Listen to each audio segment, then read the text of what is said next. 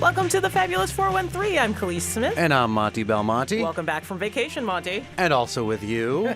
Later in the show, we'll speak to a gathering of other folks coming back from a hiatus. 33 Hawley Street in Northampton is a large collective arts facility housing many arts organizations, and we'll get the new lay of their building and how it affects the arts in the surrounding area. And Mr. Universe, Hampshire College's Salman Hameed returns us to the moon, since several nations are remembering that we can also go to there, and it is much closer than Mars. But how do we honor that space, and who gets to decide which belief, company, or nation takes precedence in using lunar spaces? But first, a solar showdown in Shutesbury. Yeah, it's not quite like that, but yes. Naila Moreira is a science writing specialist at Smith College, where she directs the journalism concentration, and a recent article in The Shoestring, an independent news publication in Western Mass that provides in-depth journalism covering local politics, culture, and power, is called The Forest and the Trees, Western Mass's Solar Sighting Problem. It's a beautiful, sunny winter day today with all the snow out there until more inclement weather and strange happenings with our environment begin later in the week. But Naila, you've been looking at the idea of sighting solar in large capacity in places like forests and farmland. The forest and the trees. Tell us about large-scale versus small-scale solar and how it's impacting our communities that you look at in this article, like Shutesbury, like farmland in Hadley, and what you've discovered. Sure, yeah. So, solar sighting has become an area of controversy even within the sort of what we would consider to be the green community, right? Because there's a fundamental problem with solar. It takes a lot of land. We think of solar a lot of times as the solar panels that we put on our roofs, what we would call residential solar. I think that's where a lot of us have the most exposure to it. But the amount of solar that we can put on a single roof is pretty small. And for the goals of the state, which are to become net zero carbon emissions by 2050, it's so far proved very insufficient. Mm-hmm. And so the other place to put solar is in these enormous installations that we call ground-mounted installations. And unfortunately, the cheapest and easier place to put these is in previously forested land, which leaves us with this real conundrum. Okay, are we going to chop down trees in order to put solar panels there? And as you can imagine, that comes with all kinds of trade-offs and questions about environmental sustainability. One of the organizations that you talk about in this new article in The Shoestring is W.D. Coles, which has a major impact and influence in Western Massachusetts. Tell us what their relationship is to these large-scale solar products and what you've been learning about. Sure. So W.D. Coles is the largest landowner in the state, which gives us a sense of scale, both in terms of the kind of land that they're able to sort of marshal and control and make decisions for, and also their relative wealth and power in the state. So what's happening with W.D. Coles is that they have been proposing to put about 360 acres of solar panels in some essentially pristine forest land in Shutesbury and a little bit spilling over into Leverett and Amherst. And the townsfolk there are unsurprisingly a bit leery about this, to say the least. There's been activism that's really sprung up trying to prevent these installations from happening. They would be the largest solar installation collectively in the state. And the forest in Shutesbury is identified by the state as being critical and core natural habitat. So this is really nice forest land that we're proposing to cut down for these solar installations. So the land would be leased by Pure Sky Energy, which is owned by a couple of large multinational asset management firms. So this is really being painted as a big guy versus the little guy environmental conflict here. But that seems an easy thing to see on the surface. You've got a larger solar company making a partnership with one of the largest landowners in Massachusetts, and that seems pretty easy to assess. Has there been any effort to shrink the size of what they're proposing? I don't know of an effort exactly to shrink the size of the proposal, but I will say that Coles has placed another 5,000 acres of forest land in the area under conservation. So obviously 5,000 acres versus 360 acres. Kind of the line there is, why are we worrying about this very small amount of land comparatively? And shouldn't we be doing our part in Massachusetts to sort of bear some of the burden of energy production, given that, a great deal of energy production today is what someone phrased to me as an environmental disaster, right? Yeah. Yes. Fracking for natural gas. So yes, it's a difficult question. And the real question that I tried to get at in this piece is, don't we have any other options besides tearing down this forest land? I'm a big bird watcher myself. I love being out in the forest. I'm a big nature aficionado. I'm a science writer. I'm a nature writer. I love nature. It just seems crazy to me that we would tear down trees for energy production when we do have other options, right? And so this is the big question in the piece. What options are there? Why aren't we taking those options? Why are we focusing so much on forests? Why is it currently so much easier to put solar panels in forests? And also a subsidiary area where a lot of solar is happening is in farmlands, which are also threatened landscapes for us in the state. And how can we move away from this? And can we? We're speaking with Naila Moreira, a science writing specialist at Smith College, where she directs the journalism concentration in this very type of writing. And there's a new article in the Shoestring called The Forest and the Trees, Western Mass's Solar Sighting Problem. The agricultural option is another thing that's been touched on that we've talked about on this show before. Meadowbrook Farm. When we talked with Meadowbrook Farm, one of the issues that they brought up was agricultural land going to solar efforts. A thing that you bring up in your article is the issue there, not just of losing the farmland, but if you do manage to repurpose that land, the limited options that you have there been other repercussions from having agricultural land turn into solar farms that you saw and weren't able to include in this article? Farmland is an interesting problem. I think that one thing I did not talk about in the article, and I really think people downplay this, and I don't know that they should, is really the aesthetic value of the land that's being covered by solar panels, right? I mean, of course, we want to put priority on, we need to preserve farmlands, right? We have limited amounts of the richest soil, especially here in Western Massachusetts, where a lot of farmland is along the Connecticut River, right? We want to be encouraging new kinds of local farming, like organic farming, rather than using this land for energy production. These are two parallel strains of the environmental change we want to be making. But also, communities do have some kind of right to have jurisdiction over the aesthetic value of their landscapes. There's this pejorative term, right, NIMBY, not in my backyard. It's particularly associated with wealthy communities who sort of step in and prevent projects that would be of benefit to everyone in order to preserve their sort of perfect, pristine place where they live. But Patrick Donnelly, who is a conservationist out in Arizona, who's been pretty active both in promoting green energy but also protecting environmentally critical landscapes, he said to me, we're naturally a rural species, right? Humans like to be in nature. They like to see beautiful things around them. It's not surprising that we want to preserve the natural habitats that give us peace, that give us pleasure, that give us a sense of worth of life, right? That is an interesting point, I think. And the article that we're speaking of is called The Forest and the Trees, Western Mass's Solar Sighting Problem. It's in The Shoestring, which is an independent journalist publication based in Western Mass. You do talk with the Sykowskis in Hadley about some solar they have on farmland that's not farmable, essentially.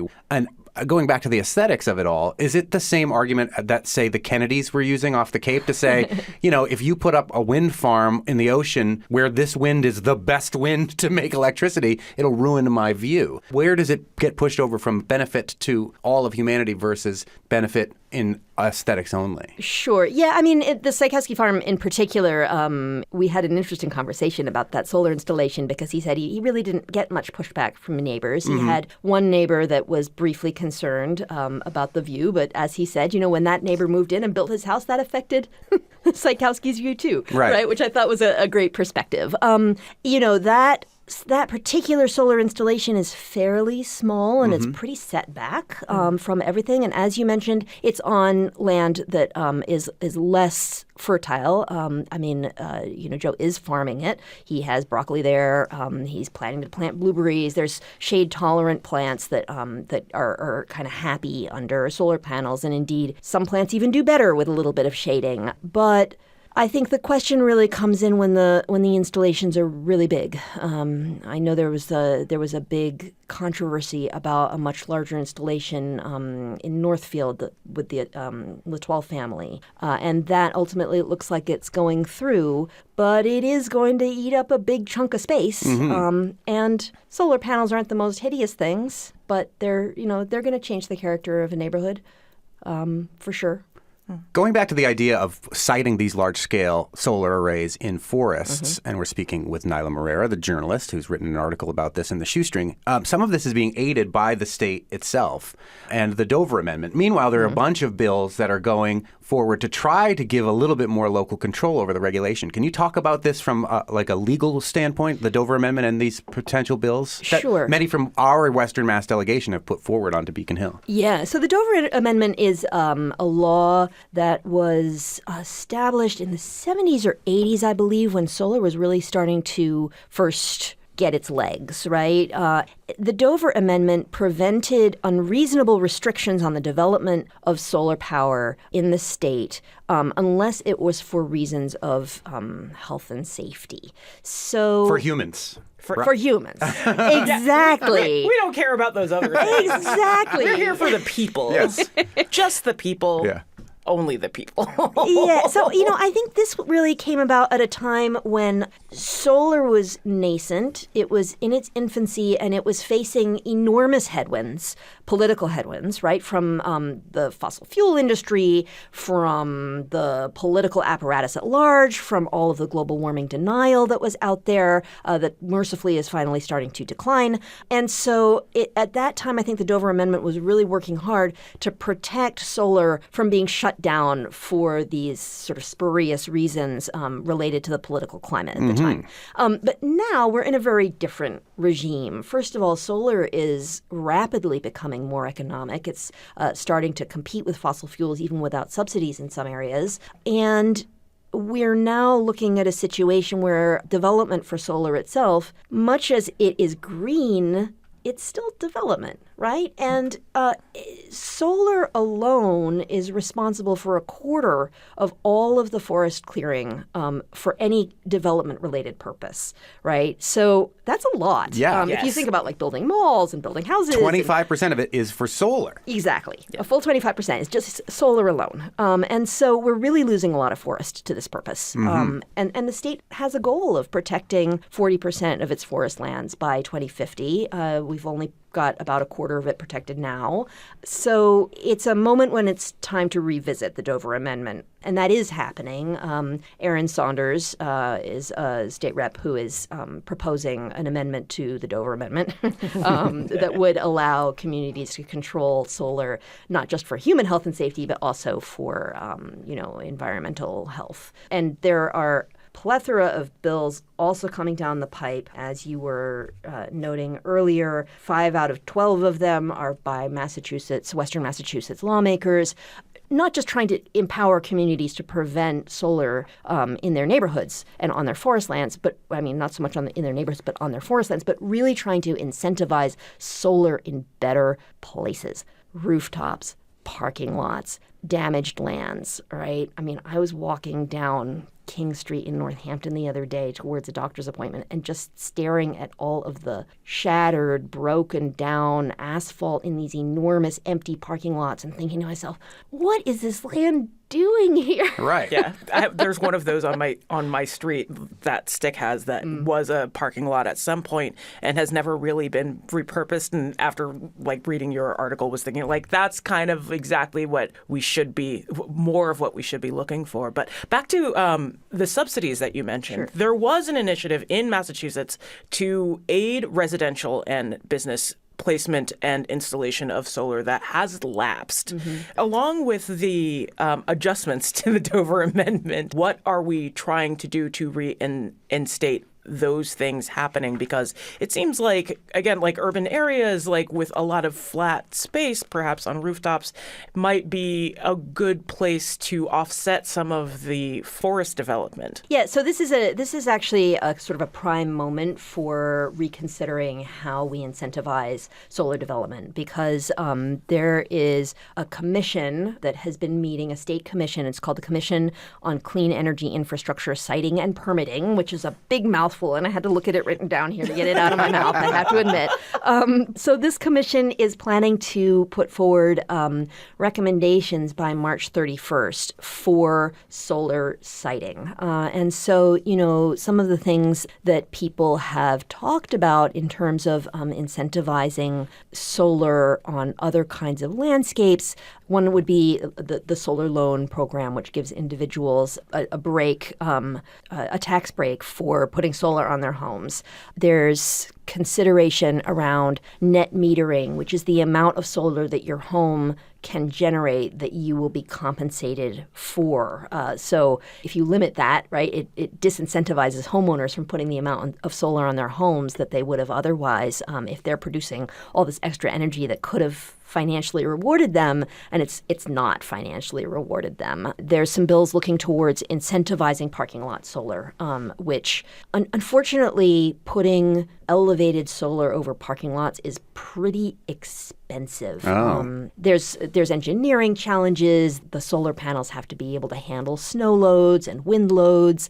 They eat up space in the parking lot because they have whatever bollards or pillars that hold them up. You have to have more specialized, more skilled crews in order to install them. And so it's about, I think the numbers are $5 a kilowatt versus $2.50 a kilowatt for ground-mounted forest solar. So, that really disincentivizes especially profit-seeking companies from pursuing parking lot solar, but the state has a role there to play in terms of encouraging that kind of development.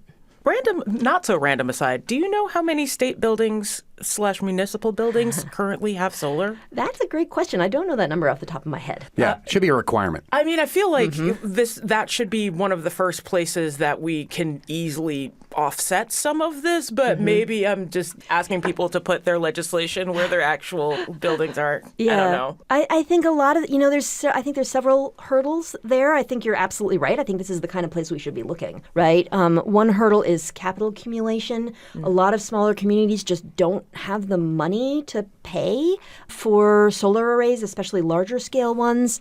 There are mechanisms for sort of joint capital accumulation, like green banks, for example, have been increasingly popularized as a way that multiple stakeholders can accumulate capital together in order to install more expensive solar projects, even in sort of distributed fashion, right? So maybe you put a little bit on this building and a little bit on that building and a little bit here on this parking lot or whatever. But I think that this is really somewhere we should be looking, in particular because a statistic that I found really engaging is that if a large non-local, multinational or whatever firm comes into your community and installs a large solar project, 85% of the financial benefits of that go back to the company, and only 15% stay in the community. Solar is a technology that does not have to be done by single companies. We can distribute it. We have that technology. We have that know-how. It's an opportunity for communities to benefit from their own energy production, right? Those benefits could all be staying local if we were creative about how we enable communities to take advantage of that. Naila Moreira, a science writing specialist at Smith College, where she directs the journalism concentration. Recent article in The Shoestring, which is our independent news publication in Western Massachusetts. It's community supported, just like this radio station. You can find out more about this article, The Forest and the Trees, Western Mass's Solar Siting Problem, at theshoestring.org. Thank you so much. Thank you for having me. From who owns the forest to who owns the moon. Up next, Hampshire College astronomer Dr. Salman Hameed on this morning's moon mission, which will aim to inter human remains on the moon. And later in the show, following a 9-month round of renovations, 33 Hawley Street is open once again. What is 33 Hawley, and why is it important to arts in Northampton? We'll find out when we talk with the arts organizations who make 33 Hawley their home later in the show. You're listening to the Fabulous 413 on NEPM. To boldly go where no man has gone before. Back for more kitchen table astronomy at the Amherst Kitchen Table of Hampshire College and Five College astronomer Dr. Salman Hameed, Mr. Universe. While I was on my break, I did something that I know we want to do together with the creator of this, and we've pitched it a million times, and I'm speaking to you, Massimoka. We want to make it happen again. I went to see the incredible artist Laurie Anderson's immersive exhibit, To the Moon. It's, first of all, beautiful, gorgeous virtual reality experience, but also brings up a lot of ideas about colonization and what it means for our heavenly body that belongs to all of us humans here on Earth. But there are 2 moon-related missions, one of which launched this very morning, that lend itself to what is the moon to us. Right, well, and I haven't seen... You haven't been there at all. I haven't been You've been there. waiting so that we can do it with Laurie Anderson. Right, I have been to Massimoka many times, Yeah. but for this virtual reality about ownership of the moon, I was scheduled to go actually in March of 2020, as people say. Well, remember, in March of 2020. Yeah. So this was one of those things, actually, I had reserved it, and since then they shut it down, and now it is reopened, and now we are just waiting for the invitation. Okay, Laurie Anderson. Hi. I'm not home right now, but if you want to leave a message, just start talking at the sound of the tone. No, I would love to do that, and partly because the next couple of years are going to be crucial in thinking about how humans are going to behave and how humans are going to be in space. And that is because there are a lot of missions that are going to the moon, including human space missions by NASA. So Artemis 3, so that's going to be the lander. Before that, Artemis 2, maybe this year, at the end of this year, is going to go and orbit around. But Artemis 3, maybe 2027, it's expected to land. And China is also planning on going there. So there are a lot of questions about who owns the moon, hence the Laurie Anderson piece that you are talking about. A question about how to think about these questions, about the relationship between nations and private space companies, who's going there for profit. So with that big frame in mind, and we are going to be talking about these issues more and more, and because I'm interested intellectually as well, how people think about human presence in space, but also it is actually important. And if you are concerned about it, raise your voice now, because once people start doing things over there, then the question would be, well, it's the precedence. Well, so this is the time to actually change the coming precedence, meaning to say, take action now. And it is in this context, there was a rocket launch just this morning. There is a lander that is going to the moon on a United Alliance launcher. And they are carrying 5 of the NASA instruments. They are carrying other experiments as well. But it actually is carrying human remains, ashes, which is actually kind of cool, I have to say. That's one of those things that's like, ooh, wouldn't it be cool to send your ashes to space? And that is linked to, there are a couple of companies that do space burials. So, for example, Celestis, and there is Elysium Space as well. So in this particular case, it's Gene Roddenberry's ashes. Of Star Trek fame, creator of Star Trek. Right. So when you hear that, you're like, oh my God, Gene Roddenberry's ashes in space, perfect. So is Uhura, who died recently. One of the people on the bridge. Captain, what's happened? And Scotty. The transporter lock might have been affected by the ion storm. And I mean, you can actually go through that because all of them are sort of like, going there, except for William Shatner. Who went to actual space. Who went to actual space. Mr. Tambourine Man! So, and there are other people also, you can actually pay for that. So I think there are 70 people whose ashes are there. But also, some people's DNA is also going to be in orbit. Including Gene Roddenberry's son, I think Eugene Roddenberry. So it's all really interesting, and you go like, okay, that may be cool.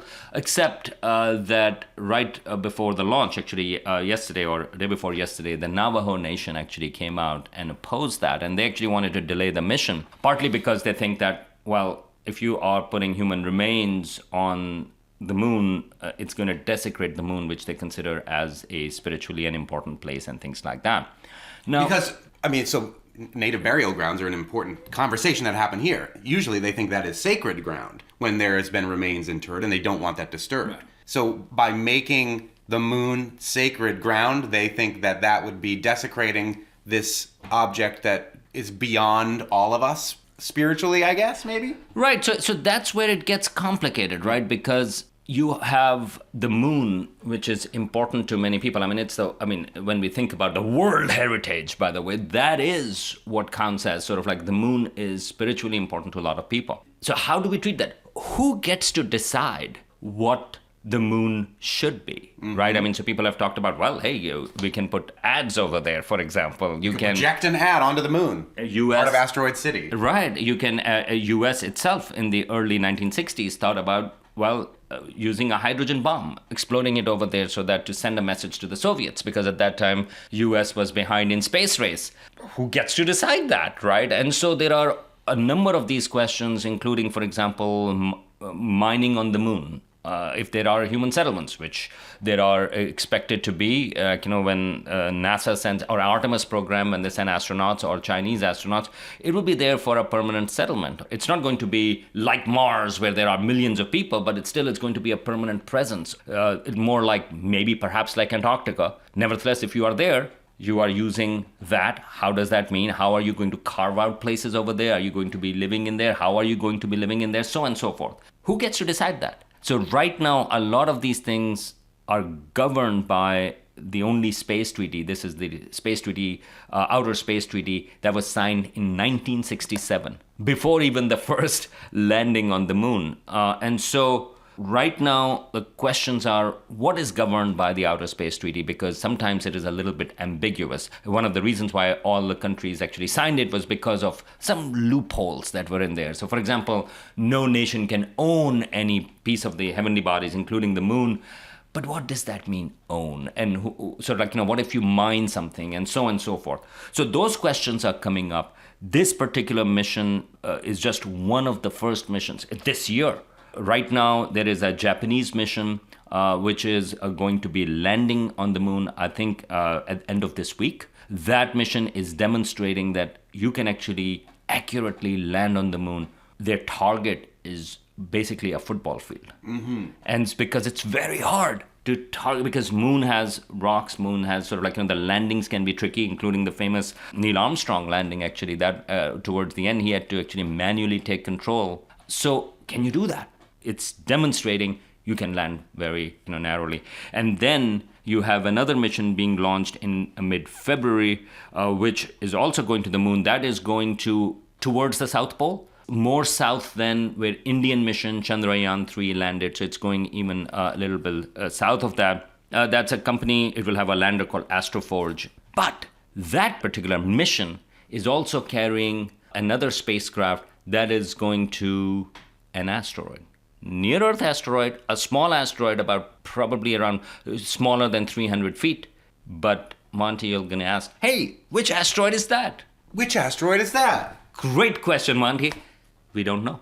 Because the company, and it's a private company, they have not disclosed the name. They're keeping it secret. And I think it may be partly a PR thing, but nevertheless, what they are saying is they want to test out mining. So this is a metal-rich asteroid, and they don't want to give their competitors an edge beforehand. And so they said, well, we are going to make it public, but not right now. So this is, again, an interesting question.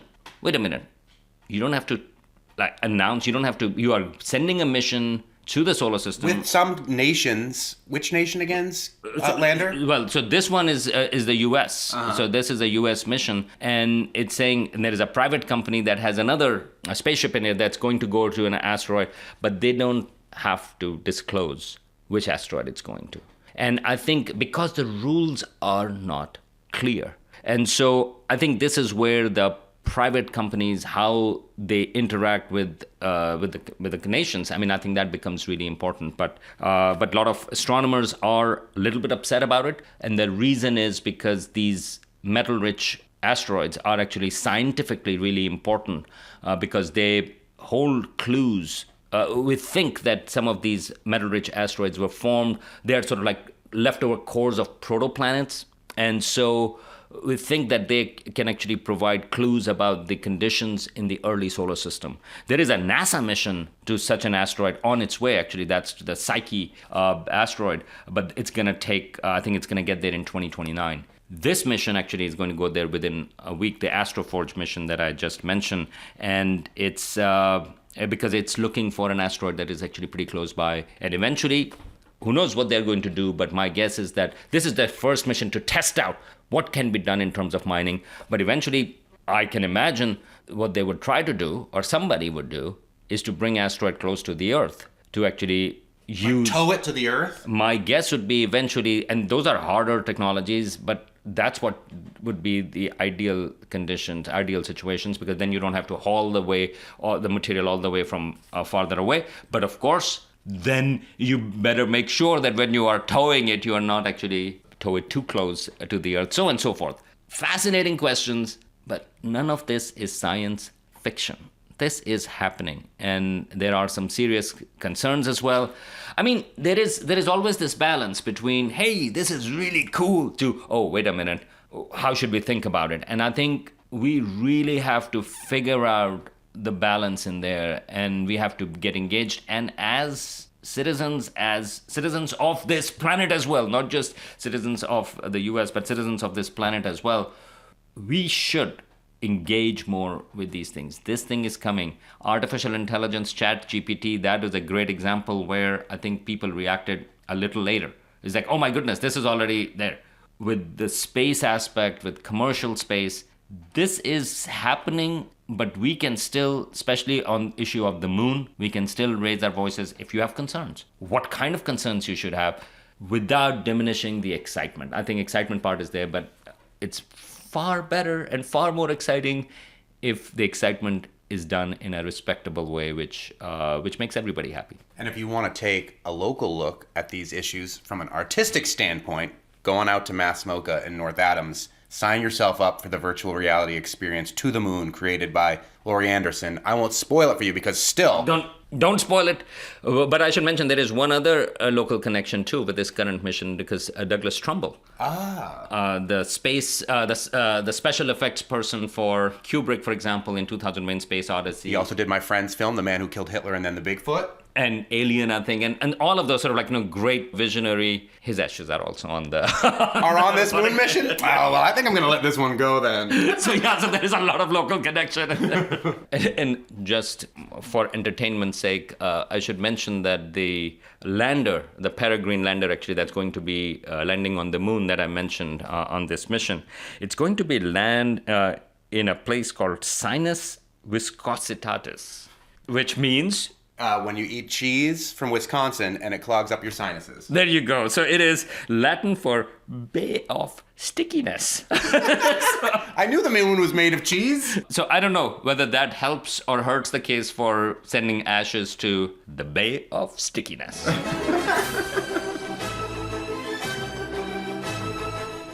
I'm not sure how much I want to actually think about that. We just learned this afternoon that the company behind the U.S.'s latest mission to soft land on the moon is battling to save the project. According to the BBC, the Pittsburgh-based Astrobotic says its Peregrine spacecraft has a faulty propulsion system, which, unless fixed, will prevent a lunar touchdown. Up next, what do available potential enterprises, Northampton Center for the Arts, and Northampton Open Media all have in common? A building that's just finished remodeling and is opened back up to the public. We'll talk about the import and impact of 33 Hawley Street. You're listening to the Fabulous 413 on 88.5 NEPM. Welcome back to the Fabulous 413. I'm Monty Belmonte. And I'm Khalees Smith. 33 Hawley is the first project of the Northampton Community Arts Trust. Adapting the model of Conservation and Community Land Trust, the Arts Trust acquired this distinctive, centrally located, energy-efficient building, removing it from the speculative real estate market to serve as a common resource to be protected in perpetuity for acts of creativity and imagination. The building is stewarded by 3 long-standing community arts organizations who hold long-term leases with the Arts Trust, the Northampton Center for the Arts, the A.P.E., and Northampton Open Media. Following a 9-month round of renovations, 33 Hawley Street is open once again. Among the upgrades and improvements to the spaces include final finishes, including catwalks and acoustic paneling, to the 3,000-plus square foot workroom, a new green room, catering support space, new box office in the lobby, and lots more. Here to talk about the facility and its upcoming official reopening during the January 12th Art Walk this weekend are some of the folks leading the 3 organizations that help make up the Northampton Arts Trust. Kathy Couch, co-director and steward at A.P.E, Available Potential Enterprises. Joanna Faraby Walker, managing director of the Northampton Center for the Arts. And P. Albert Williams, PAL. P.L. Williams, executive director of Northampton Open Media, formerly Northampton Community Television. Thank you all for joining us. Thanks for having us. What did we get wrong in the intro? Anything? No, yeah, Okay, it's good. so great. It's like that was half of what I was going to say. I was like, okay, Yay. now what are we going to talk Well, about? let's start with you then, Kathy, because A.P.E, people from this area may have heard of this gallery. I mean, why do they call it Gallery Ape? What does it stand for? What does it mean? Why did it used to be on the top floor of Thorns? Is it still the thing that's on Main Street in Northampton?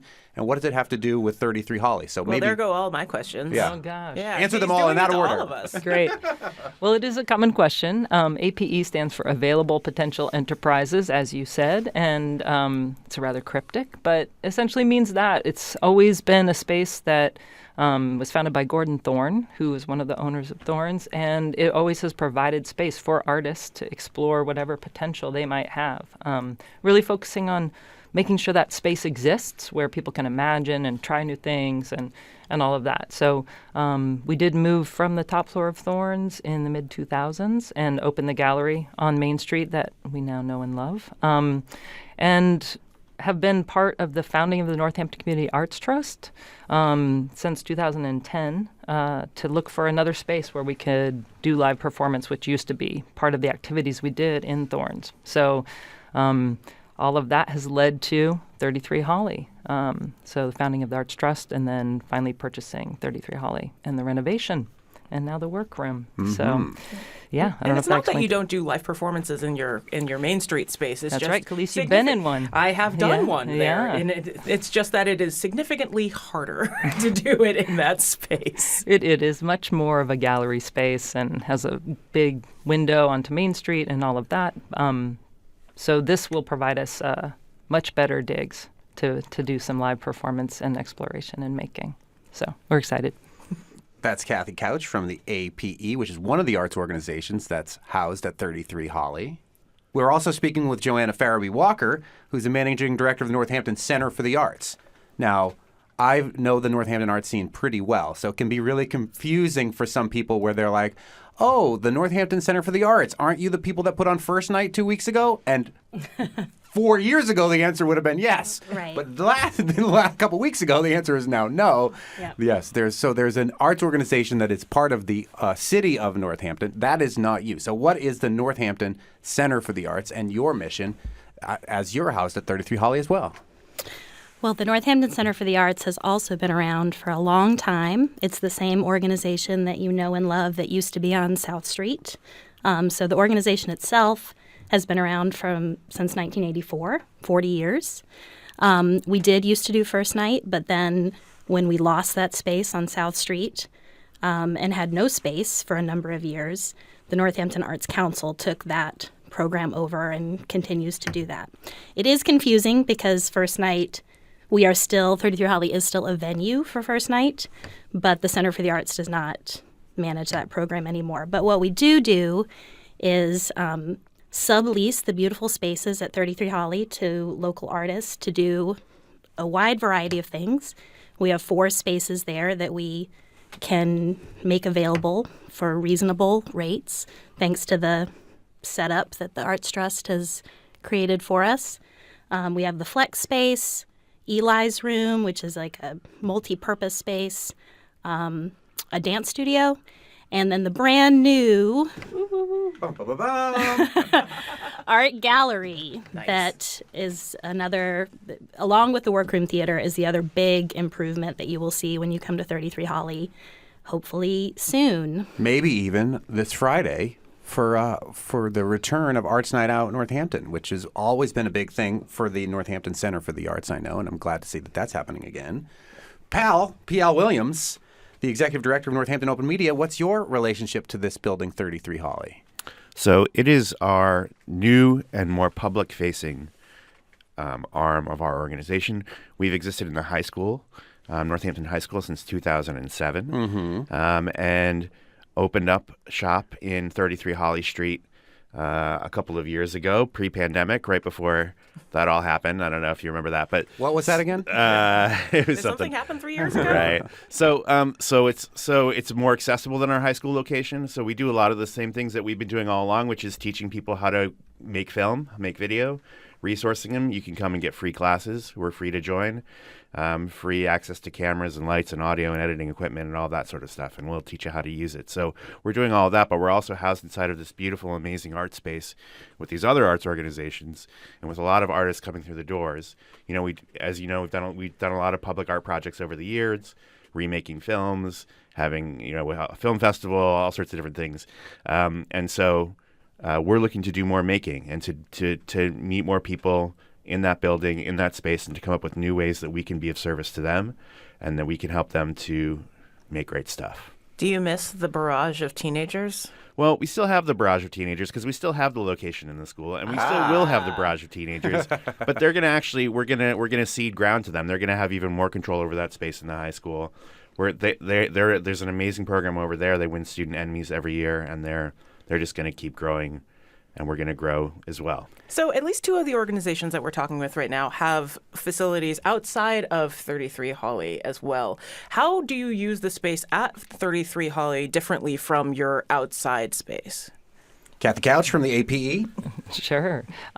Well, hopefully if you come on Friday or anytime soon, you can come check out the new workroom, which is an enormous space and much more geared towards performance. We have a beautiful sprung floor that's great for dance and performance of any kind, catwalks, like you said. So it's really much more geared for performance work, the creation of new performance work. As Al was kind of mentioning, A.P.E.'s also started a new program called the Workroom Cooperative, which essentially allows local artists and arts organizations to buy time shares in a way to use the workroom over the course of the year. In a repeated way. And so it really allows us to offer artists sort of a longer-term home for exploration at Hawley Street that we can't do in our gallery space, which tends to have more shows that turn over monthly or every 6 weeks or so. So those are just some of the things. And Northampton Open Media is going to be one of the co-op members as well. And so we're hoping they can use it to explore that making that Al was talking about, and bring new things to life and new things to the city. And 33 Hawley is coming back to life and open to the public again this Friday for an arts walk. It's right in downtown Northampton. And coming up, we'll learn more about how these arts organizations work together, how this idea was formed. Is it the only one like it in the whole country? We speak more with Kathy Couch from the A.P.E., Joanna Faraby Walker from the Northampton Center for the Arts, and P.Al. Williams from Northampton Open Media. You're listening to the Fabulous 413 on 88.5 NEPM.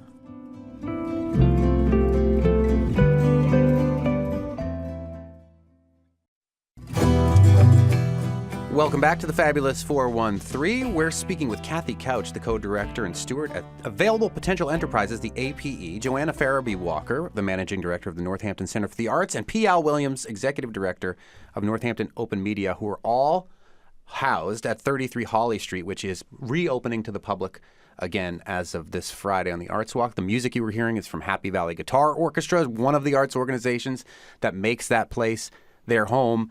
It is based on the land trust model. Are there other artistic models that any three of you know of in the country that work in this same sort of way to get these arts organizations together to preserve something that we think is important as a culture, but that maybe with our tax dollars we do not appropriate enough money to preserve? A recurring theme on the show. Yes. We think there's maybe one other in the country that works in a similar model. Where's that? Do you know? In California, somewhere. I think in the Bay Area. But yeah, there aren't very many. I mean, there's lots of people that are thinking about space and art space in lots of different ways. But this is one of the few that uses the land trust model to do that, and I think is based similarly to what your earlier guest was talking about in terms of forest land. But like, how do we uplift space for art making, for creativity, as this resource that we all need to have access to, and that really adds to the vitality of a community and our lives. And so really building on that land trust model, preserving space and land in perpetuity for particular use. That was really the heart of it. And we are so far along on that. And, just now going to even breathe more life into this land and keep carrying it forward. Who knows what people will do in there. But. I feel like I'm projecting a little bit, but in the opening pages of Northampton Arts Trust, they mentioned that this is the first project. 33 Hawley is the first building project in this model. Are you looking at other spaces to expand it? I know that's hard to ask, like right after you reopen the first space, but are you? We are not actively looking at the moment, but I know we all feel pretty exhausted. But I think it is the intention behind the founding of the trust that somebody, if we could find a way, somebody maybe has a structure on their land and they want to donate that to the Arts Trust. In theory, that could be held as like an artist studio. We don't need to have such enormous spaces always be what we're stewarding. But, similar to other land trusts, like the Kestrel Land Trust, for instance, people are always continuously donating more land or money towards the purchase of other space to preserve that kind of use. And so who knows? We hope that we might explore things like that in the future. That's Kathy Couch from A.P.E. at 33 Hawley. Joanna Faraby Walker, tell us about some other organizations and arts organizations that you're working with as Northampton Center for the Arts at the same place, 33 Hawley in Northampton. Well, we have a wide variety of artists that use our spaces, and we also offer our own programming. So we have classes going on all the time, adult dance classes, visual art classes. We have, today's Monday, right? Tomorrow there's a daily writing class starting. If anyone's trying to do some daily writing, it's not too late to join that. We work with Happy Valley Guitar Orchestra, like you mentioned. K&E Theater Group does their musical season through the Northampton Center for the Arts. This art gallery is a whole new entryway into, the Center for the Arts has traditionally been more of a performing arts space.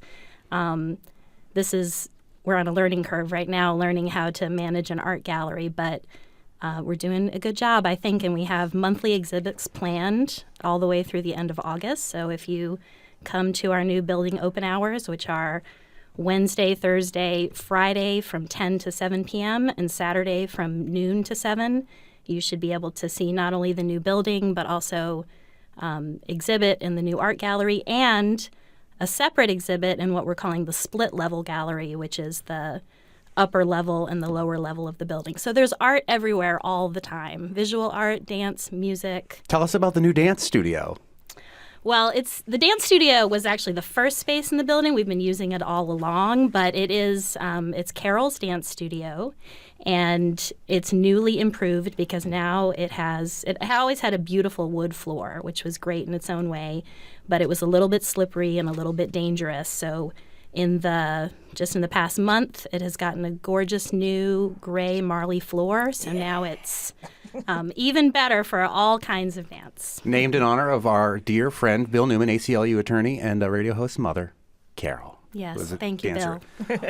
And before we run out of time, P.L. Williams from Northampton Open Media, we missed this, but I'm assuming it might be available on your website. You were talking about remaking movies. I was about to ask him, what's the crowdsourced movie this year?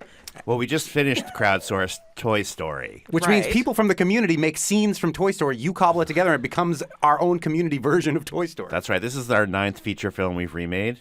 Toy Story was very, very challenging because it's animated, and they can do things in animation that are much more difficult to do in not animation scenarios.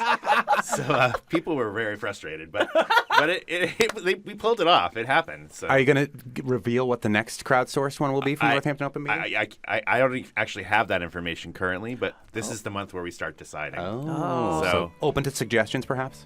Of course.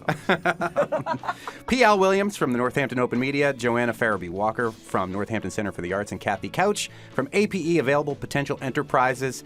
The Arts Walk and grand reopening of 33 Hawley is this Friday. Thank you all so much. Thank you. Thank you so Thanks much. for having us. Tomorrow on the Fabulous 413, we'll explore the myriad artistic worlds of Lonnie Hawley. And speaking of the many ways to be, we'll chat with authors Gwen Agna and Shelley Rotner about exploring the gender landscape with kids in their new book, True You. Plus, beef. It's what's happening at Walker Farm, so we'll discover all of its grass-fed goodness on our CISA The way you say that word is always gross. beef. I do it like No. whatever. See you tomorrow on the Fabulous 413.